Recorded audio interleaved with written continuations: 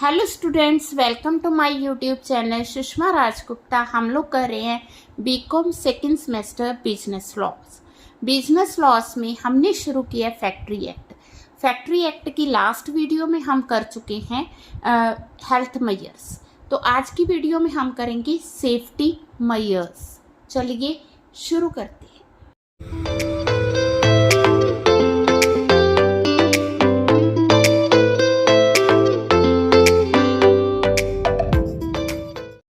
हाँ जी, safety measures. Safety किसी भी फैक्ट्री के वर्कर्स के लिए बहुत इम्पॉर्टेंट है। वर्कर्स या एम्प्लॉय जहाँ भी काम करते हैं, अगर उनकी हेल्थ के लिए मेजर्स ली जाती हैं तो सेफ्टी के लिए मेजर्स लेनी भी उतनी ही ज़रूरी है। तो उन वर्कर्स को सेफ्टी प्रोवाइड करने के लिए फैक्ट्री एक्ट में सेक्शन 21 से लेके 41 तक प्रोविजंस प्रोवाइड किए गए हैं। ये प्रोविज़न जो है एब्सोल्यूट है, बट इनको पूरा करना ये किसकी ड्यूटी है? ऑक्यूपायर की ड्यूटी है कि वो देखे कि जो प्रोविजंस अंडर कंपनी एक्ट बनाए गए हैं क्या वो कम्प्लीटली फॉलो हो रहे हैं या नहीं हो रहे हैं। ठीक है, तो क्वेश्चन थोड़ा लेंथी है, बट आप लोगों ने इसको पॉइंट वाइज लर्न करना है। तो पहला पॉइंट है fencing of machinery under section 21। हाँ जी, सबसे पहले फेंसिंग ऑफ मशीनरी होती है। फेंसिंग ऑफ मशीनरी है ना, जैसे ये मशीन है, ठीक है, कोई डेंजरस मशीन है, यहाँ पे वर्कर्स काम कर रहे हैं, ठीक है, तो वो जो मशीन है वो किसी भी वर्कर को खींच सकती है या उसके कपड़ों को खींच सकती है। तो उसकी फेंसिंग करनी ज़रूरी है। फेंसिंग होती है जैसे जो लोहे की तारें होती है ना, उनके साथ उनको कवर किया जाता है उस मशीन को, उसे फेंसिंग ऑफ मशीनरी कहा जाता है। ठीक है, तो dangerous part of the machinery उसको प्रॉपरली फेंस करना ज़रूरी है। जो फेंसिंग की जाती है वो सिक्योर और सेफ होनी चाहिए और बेस्ट नॉन मेथड से होनी चाहिए। ठीक है जी, तो किसकी लाइबिलिटी बनती है? ये लाइबिलिटी बनती है एम्प्लॉयर की, कि देखना कि जो डेंजरस मशीन्स हैं क्या उनके डेंजरस पार्ट को क्या उसको कवर किया है या नहीं किया। तो स्टेट गवर्नमेंट चाहे तो टाइम टू टाइम जो है एम्प्लॉयर को इंस्ट्रक्शंस दे सकते हैं, नोटिस दे सकते हैं, अगर उनको लगता है कि जो मशीन है वो प्रॉपरली फेंस नहीं है। हाँ जी, वर्क ऑन और near machine in motion under section 22। अब वर्कर की सेफ्टी प्रोवाइड करने के लिए कई बार क्या होता है, जब मशीन चल रही होती है तो वर्कर्स को उसको एग्जामिन करना पड़ता है, उसकी लुब्रिकेशन करनी पड़ती है। लुब्रिकेशन मीन्स उसमें तेल वगैरह डालना पड़ता है। ठीक है, जब मशीन चल रही है, अब जब मशीन चल रही है तो उस टाइम पे अगर उसको एग्जामिन किया जाएगा या लुब्रिकेशन की जाएगी। अब मशीन ने तो चलते जाना ना, चलते हुए वो अगर कोई वर्कर वहाँ पे लुब्रिकेशन कर रहा है तो वो उसके कपड़े अगर फंस जाते हैं तो उस केस में क्या होता है कि वो उसको खींच भी सकती है। ठीक है, तो तभी आप लोगों ने फैक्ट्रीज में देखा होगा, मूवीज़ में देखा होगा कि जो वर्कर मशीनों पे काम करते हैं उनके स्किन फिट जो है कपड़े पहने जाते हैं। ठीक है, तो जब भी मशीन पे काम, मशीन इन मोशन है, उस टाइम पे जो भी वर्कर वहाँ पे एग्जामिन करने जाता है, लुब्रिकेशन करने जाता है, तो वो क्या होना चाहिए? स्पेशली ट्रेंड होना चाहिए, सेकंड एडल्ट होना चाहिए, थर्ड मेल होना चाहिए। तो ये एक ही लाइन में उसने सारे पॉइंट्स लिख दिए कि वो ट्रेंड होना चाहिए, एडल्ट होना चाहिए और मेल होना चाहिए। और जैसा कि मैंने बताया कि टाइट फिटिंग उसके क्लोथ्स होने चाहिए। ठीक है, उस वर्कर का नेम जो है रजिस्टर्ड में मेंशन होना चाहिए कि कौन सा वर्कर जो है वहाँ पे काम कर रहा है। ठीक है, तो such worker shall not handle a belt at a moving pulley unless. ठीक है, अब वहाँ पे जो मशीन चल रही है ना, उसकी साइड्स पे कई बार क्या होता है, बेल्ट लगी होती है। अब बेल्ट को वो अगर हाथ लगाएगा तो वो बेल्ट मूव कर रही है, तो साथ ही वो भी हो सकता है उसको खींचा जाए। तो उस केस में वो तभी बेल्ट को हैंडल करेगा जब उसकी जो विड्थ है ना, चौड़ाई है, बेल्ट की जो चौड़ाई है, that should be more than 15 centimetre. और पे उस पे जो पुली लगाई गई है वो ड्राइव पर्पस के लिए लगाई गई है। अब जो बेल्ट है, बेल्ट के जो जॉइंट्स हैं उनको प्रॉपर लेस किया गया है। ठीक है, और जो बेल्ट के जॉइंट्स हैं और जो पुली रिम है उनकी कंडीशन बिल्कुल प्रॉपर, ऐसे नहीं कि वो कभी भी टूट सकती है। ठीक है। पुली के बीच में क्या होनी चाहिए, क्लियरेंस, रीजनेबल क्लियरेंस होनी ज़रूरी है, ठीक है। फुट होल्ड है ना, अगर ज़रूरत है तो वहाँ पे पैर रखने के लिए जगह और हाथों से पकड़ने के लिए जगह होनी ज़रूरी है, ठीक है। तो जो जहाँ पे उस मशीन पे मशीन्स की हाइट ज़्यादा भी हो सकती है।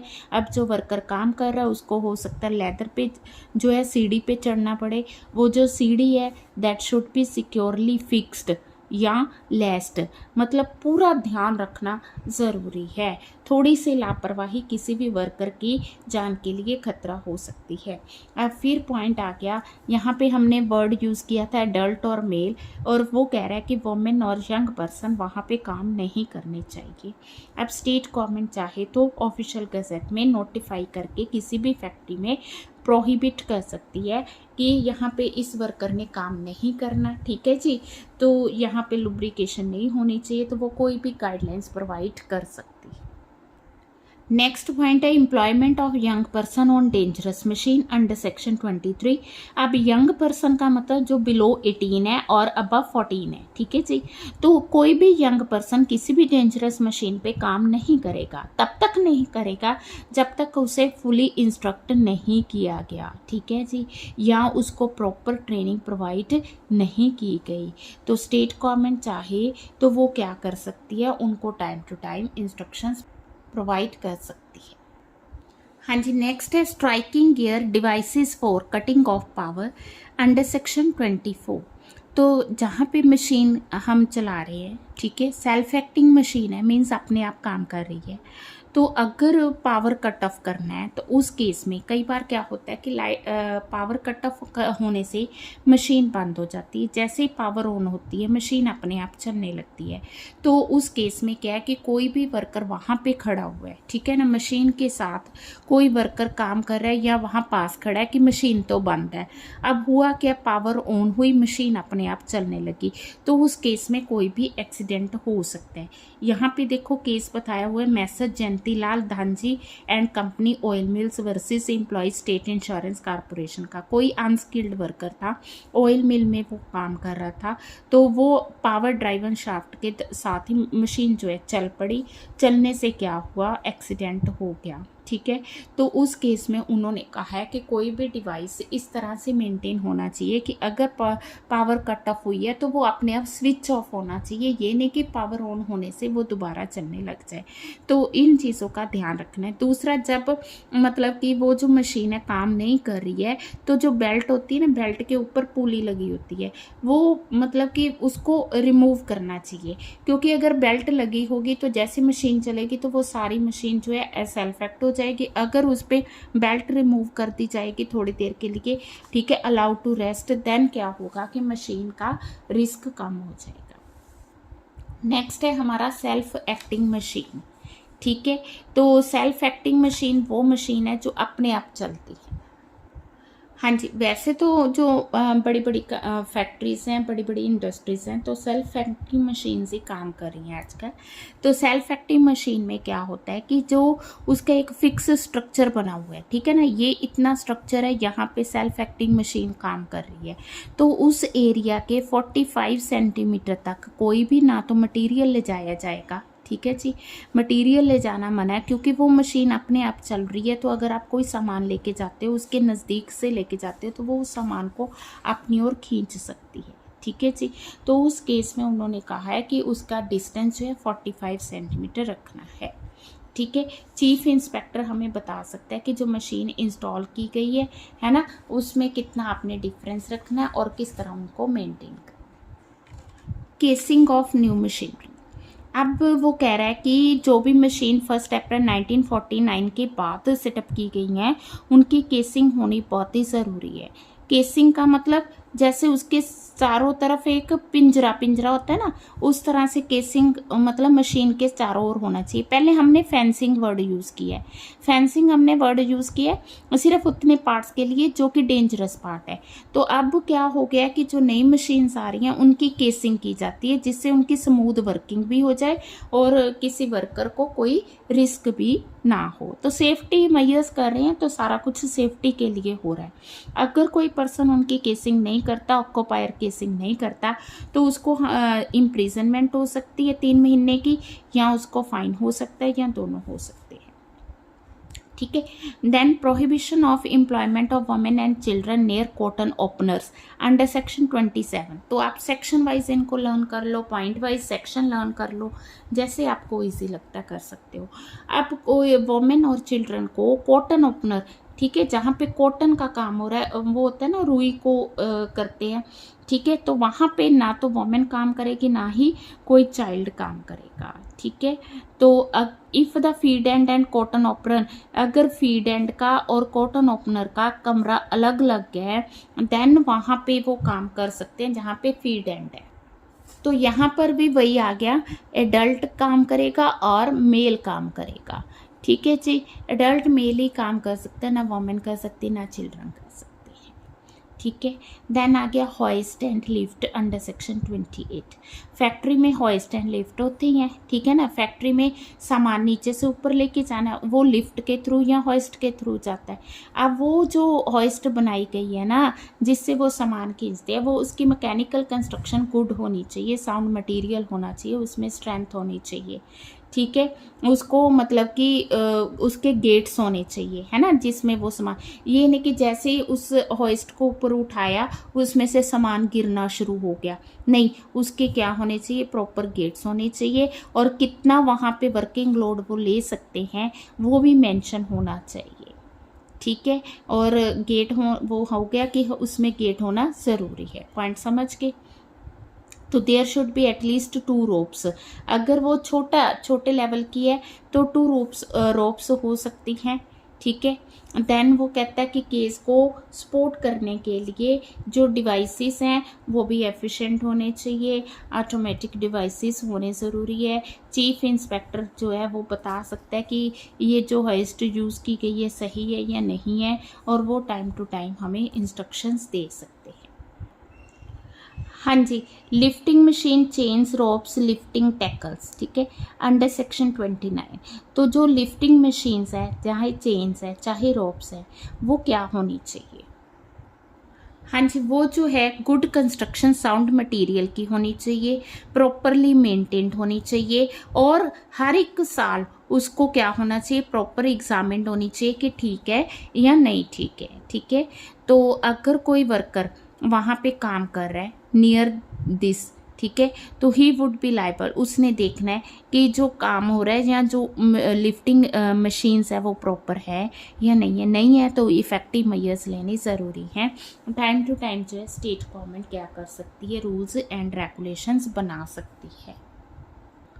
हाँ जी, अब हम बात करें रिवॉल्विंग मशीन की अंडर सेक्शन 30। रिवॉल्विंग मशीन वो जो घूमती रहती है, ठीक है। अब जहाँ पे भी ग्राइंडिंग का काम हो रहा है तो रिवॉल्विंग मशीन काम कर रही है, तो वहाँ पे एक नोटिस लगाना ज़रूरी है कि इसकी मैक्सिमम सेफ वर्किंग स्पीड क्या होगी, तो उसकी सेफ्टी के लिए क्या क्या मेजर्स ली गई हैं। ठीक है। नेक्स्ट पॉइंट आ गया प्रेशर प्लांट। ठीक है। तो जो फैक्ट्रीज हैं वहाँ पे प्रेशर प्लांट्स भी होते हैं। ठीक है। एटमॉस्फेरिक प्रेशर्स होता है, इफेक्टिव मेजर्स जो है उसके लिए, ताकि जो प्रेशर प्लांट काम कर रहा है उसके लिए इफेक्टिव मेजर्स लेने ज़रूरी हैं। स्टेट गवर्नमेंट रूल्स बना सकती है उसकी एग्जामिनेशन के लिए, उसकी टेस्टिंग के लिए। देन आ गया floor, stairs, means of assess. ठीक है। तो किसी भी फैक्ट्री में जो फ्लोर्स हैं, स्टेप्स हैं, स्टेयर्स हैं, पैसेज हैं, गैंग्सवेज हैं, तो वो क्या होने चाहिए, प्रॉपर कंस्ट्रक्टेड होने चाहिए, प्रॉपर मेंटेन्ड होने चाहिए। ठीक है। तो they shall be provided with hand rails. ठीक है। जो सीढ़ी है ना, सीढ़ियों की हैंड रेल्स होनी चाहिए, ताकि जो वर्कर्स हैं वो ईजिली जो है उनको सपोर्ट मिल सके। इसके अलावा सेफ मीन्स ऑफ असेस होने चाहिए। ठीक है। When any person has to work which is height exceeding 2 metre, तो उसके लिए उसको फुट होल्ड या हैंडल प्रोवाइड करने ज़रूरी है। ठीक है जी। तो सेफ्टी जो है बहुत ही ज़रूरी है। कोई भी ऑक्यूपायर जहाँ पे भी सेफ्टी मेजर्स नहीं लेगा तो वहाँ पे सेंट्रल या स्टेट गवर्नमेंट इंटरफेयर कर सकती है। नेक्स्ट पॉइंट है pit sump opening in floor under section 33। हर एक फैक्ट्री में, ठीक है, fixed vessel, sump, tank, pit वगैरह होते हैं, ठीक है। तो वो जो पिट्स है ना, खड्डे वगैरह है, उसका डेंजर हो सकता है। किसके लिए डेंजरस हो सकते हैं? वर्कर्स के लिए हो सकते हैं। सबसे पहले तो उनकी कवरिंग होनी ज़रूरी है। अगर कवर नहीं हो सकते तो उसकी फेंसिंग होनी ज़रूरी है। तो जहाँ पे वो पिट है उसके आसपास आप फेंसिंग कर दो, ठीक है, ताकि वो सेफ्टी रहे, ठीक है, कोई वर्कर वहाँ पहुँच ही ना पाए, ठीक। तो इसके अलावा जो टैंक्स है ना, टैंक्स पे ये रूल अप्लाई नहीं होगा। कोई केस हुआ होगा, केस में ये डिसीज़न लिया गया, तो टैंक्स पे ये रूल अप्लाई नहीं होगा, ठीक है जी। अब यहाँ पे कोई केस हुआ है स्टेट वर्सेस विनोद शाह का, तो उसमें ये कहा गया कि अगर पिट और फैक्ट्री के बीच का डिस्टेंस 400 फीट से ज़्यादा है, तो उस केस में अगर वहाँ पे किसी भी वर्कर को कोई नुकसान होता है तो उसके लिए ऑक्यूपायर लाइबल नहीं होगा। कहने का मतलब ये है कि जब हम पिट्स वगैरह की बात करते हैं तो वो फैक्ट्री के एक लिमिट तक ही उसके लिए ऑक्यूपायर लाइबल है, उसके बाद के लिए वो लाइबल नहीं है। देन आ गया एक्सेसिव वेट, ठीक है। कोई भी वर्कर अपना जितना भी स्टैंडर्ड लेवल है उससे ज़्यादा का वेट हम उसको नहीं कह सकते उठाने के लिए, ठीक है। तो स्टेट गवर्नमेंट रूल्स प्रोवाइड कर सकती है कि कितना वेट जो है एक वर्कर जो है लिफ्ट कर सकता है।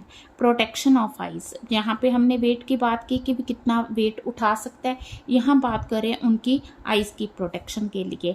आप लोगों ने देखा होगा जो कोयले की फैक्ट्रीज हैं वहाँ पे जो वर्कर्स काम करते हैं उनकी आइज़ पे एक अलग तरह की वो गोगल्स लगाई जाती हैं। तो वो कहते हैं कि जहाँ पे हमें लगता है कि कोई भी काम इस तरह से हो रहा है कि जो आइज़ के लिए डेंजरस हो सकता है, आइज़ को इंजरी प्रोवाइड कर सकता है, तो उस केस में उनको सूटेबल गोगल्स प्रोवाइड करनी ज़रूरी है। हाँ जी, अब हम बात करते हैं precaution against dangerous fumes and gases की अंडर सेक्शन 36। तो कोई भी फैक्ट्री है वहाँ पे गैस है, फ्यूम है, वेपर है, डस्ट है, ठीक है, वो मतलब कि फैक्ट्री में मैन्युफैक्चरिंग इस तरह से हो रही है कि वहाँ पे फ्यूम और गैसेस का आना ज़रूरी है। तो उस केस में कि उसके लिए प्रोटेक्शन मेजर्स क्या ली गई हैं, ठीक है ना, एजुकेट जो है मेजर्स लेनी ज़रूरी हैं, ठीक है। तो वो कितना मतलब कि फ्यूम्स वगैरह आ रही है, कितनी वो डेंजरस है, उस डेंजर को कवर करने के लिए क्या मेजर्स ली गई हैं, उसका रिटन सर्टिफिकेट जो है वो कॉम्पिटेंट पर्सन द्वारा होना ज़रूरी है। अब फिर हम बात कर रहे हैं किसकी, precaution regarding use of portable electric lights under section 36A। तो वही कोयले की खान की बात कर रहे हैं, तो जहाँ पे नीचे अंधेरा होता है तो उनको क्या है, इलेक्ट्रिक लाइट्स की ज़रूरत होती है। तो आपने मूवीज़ में देखा होगा या वैसे देखा होगा कि जो कोल फैक्ट्री में वर्कर्स काम करते हैं उनकी कैप जो है, कैप में लाइट फिक्स होती है। वो कहते हैं कि वो पोर्टेबल इलेक्ट्रिक लाइट नहीं ले सकते, अगर लेके जानी है तो that should not exceed 24 volt, ठीक है। तो अगर वो कहता है कि किसी भी फैक्ट्री में है ना या टैंक में किसी तरह की गैस या फ्यूम है, तो उस केस में नो लैंप और light other than flame proof, मतलब अगर लेके भी जानी है तो फ्लेम प्रूफ लाइट ही वो ले जा सकते हैं। देन आ गया explosive and inflammable dust gas etcetera. हाँ जी, नेक्स्ट है explosive and inflammable dust gas etcetera. तो अगर किसी फैक्ट्री में इस तरह से मैन्युफैक्चरिंग प्रोसेस हो रहा है कि जिसमें डस्ट, गैस, फ्यूम, वेपर वगैरह जो होने ज़रूरी है, तो उस केस में इफ़ेक्टिव मेजर्स जो है लेनी चाहिए। किसको कौन लेगा इफ़ेक्टिव मेजर्स? ऑक्यूपायर लेगा, ठीक है। उसके लिए वो कहता है कि effective enclosure of plant and machine used in the process, removal and prevention, कि किस तरह से उसको हम रिमूव कर सकते हैं। पहले तो उसको प्रिवेंट किस तरह से कर सकते हैं, अगर नहीं प्रिवेंट हो सकती तो किस तरह से उसको रिमूव किया जा सकता है, ठीक है। तो प्लांट भी इस तरह से सेटअप होना चाहिए कि वो time to time dust, fume, gas जो है बाहर जाती रहे। हाँ जी, नेक्स्ट है precautions in case of fire under section 38। हाँ जी, हर एक फैक्ट्री में, ठीक है, तो कहीं भी आग तो कहीं भी लग सकती है, तो उस केस में फैक्ट्री में safe means of escape use करने चाहिए, ठीक है। तो किस तरह से फायर को एक्सटिंग्विश किया जा सकता है, उसके लिए इक्विपमेंट और प्रॉपर फैसिलिटीज़ होनी चाहिए। अब उसके लिए जो फैसिलिटी प्रोवाइड की गई है वो वर्कर्स को पता भी होनी चाहिए। ये नहीं कि फैसिलिटी आपने प्रोवाइड कर दी, वर्कर्स को पता ही नहीं है कि वो फैसिलिटी है कहाँ, ठीक है। अब स्टेट गवर्नमेंट जो है वो टाइम टू टाइम रूल्स बना सकती है regarding the precaution in case of fire. Then आ गया power to require specification of defective part और test of stability under section 39। हाँ जी, अगर किसी इंस्पेक्टर को ये लगता है, क्या लगता है कि जो बिल्डिंग मशीन और प्लांट है वो डेंजरस हो सकते हैं, तो वो ऑक्यूपायर को कह सकता है कि आप हमें जो मशीन है उसकी प्रॉपर ड्राइंग्स स्पेसिफिकेशन बना के दो, ठीक है। जहाँ पे ज़रूरी है वहाँ पे वो टेस्ट करने के लिए भी कह सकता है। देन आ गया safety of building and machine under section 40। हाँ जी, तो अंडर सेक्शन 40 इंस्पेक्टर कह सकता है मैनेजर को कि आप बिल्डिंग और मशीन्स की सेफ्टी के लिए ये रूल्स अप्लाई करो। अगर इंस्पेक्टर को लगता है कहीं किसी तरह का खतरा है फैक्ट्री में या बिल्डिंग में या मशीन में, तो वो उनको नोटिस दे सकता है। देन आ गया maintenance of building under section 40A, ठीक है। अगर इंस्पेक्टर को ये लगता है बिल्डिंग या पार्ट ऑफ द बिल्डिंग, ठीक है, उनको लगता है कि उसकी डिसरिपेयर हुई है या वो लगता है कि detrimental to the health and welfare of the worker है, तो वो मैनेजर या ऑक्यूपायर को नोटिस देगा कि आप ये मेजर्स लो और बिल्डिंग को सेफ्टी प्रोवाइड करो। Safety officer under section 40B, तो हर एक फैक्ट्री में एक सेफ्टी ऑफिसर होता है। कौन सी फैक्ट्री में? जहाँ पे 1000 से ज़्यादा वर्कर्स काम कर रहे हैं या जहाँ पे स्टेट गवर्नमेंट को लगता है कि मैन्युफैक्चरिंग प्रोसेस इस तरह से है, रिस्की है, डेंजरस है, तो वहाँ पे सेफ्टी ऑफिसर को अपॉइंट करना ज़रूरी है, ठीक है। Then under section 91A safety and occupational health surveys provide किए गए हैं। हाँ जी, ये जो ऑक्यूपेशनल सर्वे आया है तो वो उसने कहा है कि कोई भी इंस्पेक्टर जो है वो सर्वे कर सकता है। अब वो जो सर्वे करेगा उसके लिए ऑक्यूपायर मैनेजर जो है उनको सारी फैसिलिटीज़ देगा ताकि वो सर्वे कर सके, ताकि वो प्रॉपर एग्जामिनेशन और टेस्टिंग कर सके, ठीक है। तो उसके लिए वो कहते हैं मेडिकल एग्जामिनेशन भी कर सकता है। Power to make rules, state government के पास ये पावर है कि वो टाइम टू टाइम वर्कर्स की सेफ्टी के लिए रूल्स भी बना सकती है, ठीक है जी। वो जो रूल्स बनाएगी वो सबके लिए एप्लीकेबल होंगे। तो ये हैं सेफ्टी मेजर जो कि हर एक फैक्ट्री में होनी ज़रूरी हैं। ये वर्कर्स की सेफ्टी के लिए प्रोवाइड की गई है। फैक्ट्री एक्ट बनाने का मेन मकसद ही यही है कि वहाँ पे जो वर्कर्स काम कर रहे हैं उनके वेलफेयर के लिए, उनकी हेल्थ के लिए, उनकी सेफ्टी के लिए काम करना। तो नेक्स्ट वीडियो में हम लोग वेलफेयर मेजर्स करेंगे। वीडियो अच्छी लगी वीडियो को लाइक करें, चैनल को अभी तक नहीं सब्सक्राइब किया तो ज़रूर सब्सक्राइब करें, ज़्यादा से ज़्यादा शेयर।